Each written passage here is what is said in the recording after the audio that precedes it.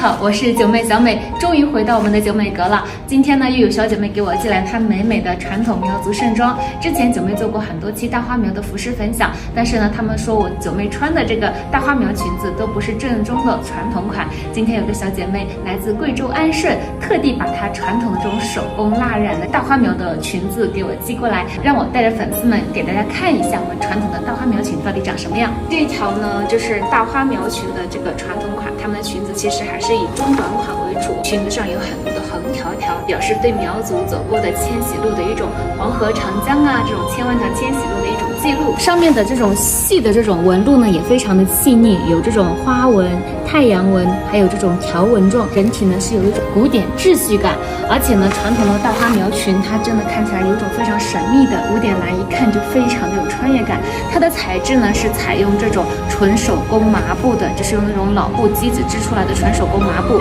这种麻线呢是非常的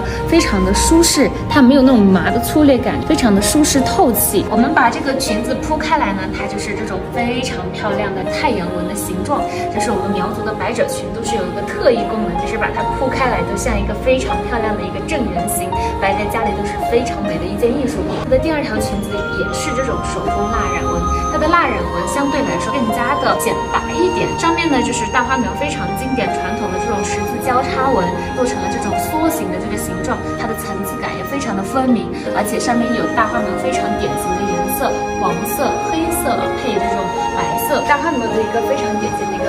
衣服的标志就是它的小坎肩了，坎肩上的十字交叉纹，有的人说就是象征祖先的田地城池，也有的说是中间是居住的蚩尤的坟墓，就是守护蚩尤陵墓的这么一种寓意。因为大花苗的祖先呢是战士、将军、军人的后代，所以他们有着非常强的这种军事的这种传统，所以他们的服饰也是有一种说法叫铠甲装，包括女性也平常生活中也把这种铠甲装、这种战争的这种传统遗留下来。现在他们这种红色、黑色都是他们一种血色的一种传承记，也是对祖先的一种纪念。他们的衣服呢是分为内外两件套，小坎肩呢是穿在外面。今天这个小姐姐特地的把她家乡底的宝藏都给姐妹寄过来了，我们一起来上身穿一下。